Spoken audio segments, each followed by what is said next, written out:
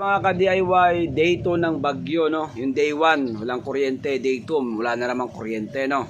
So ito, may upload ko to pag may signal ako kasi wala talagang signal dito sa Isabela, mga ka-DIY, no? So ito na yung sinasabi natin na napapakinabangan natin yung solar natin kasi maraming magpapacharge. So kahit papano, hindi po tayo ng konting charge sa kanila para kahit papano meron pong pangpalit din naman po ng investment natin kahit konti, no? Pero hindi po, kahit mag-charge ka na marami, hindi mababalik kasi malaki po itong package natin, no? So tingnan nyo mga ka-DIY, ha.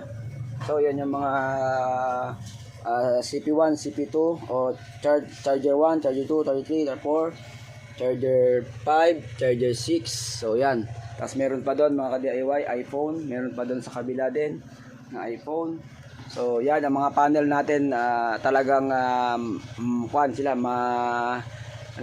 mapopwersa. Pati yung motor, naririnig nyo, maandar kasi nagkakarga doon sa ating battery. So ang reading pala natin mga ka-DIY 12.1, so critical yan.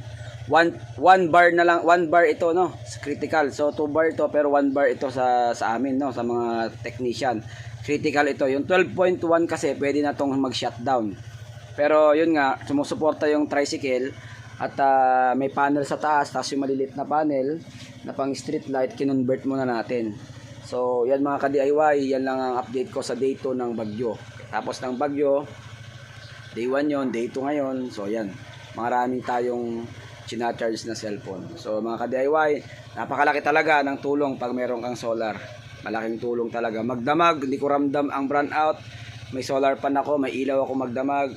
Hindi po kami nag-brownout. So yan lang mga ka-DIY. Thank you for watching mga ka-DIY. Yan, solar. Solid na solid mga ka-DIY. Useful talaga. Bye bye ka-DIY.